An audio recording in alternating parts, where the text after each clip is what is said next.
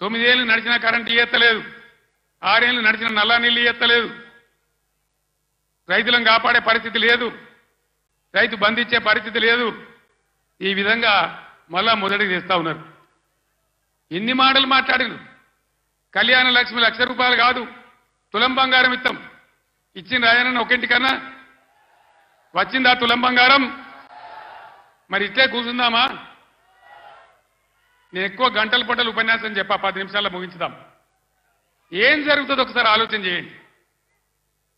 ఇన్ని వాగ్దానాలు చేసి ఇన్ని మాటలు చెప్పి మీ ఓట్లు తీసుకొని అధికారంలోకి వచ్చి ఇవాళ అన్నీ ఎగబెట్టి మళ్ళా ఎలక్షన్లో వచ్చి ఓట్లు అడుగుతారు. ఎట్లా వేస్తారు ఓట్లు? నాకు అర్థం కాదు. వేస్తే ఏమవుతుంది? ఏం జరుగుతుంది వేస్తే?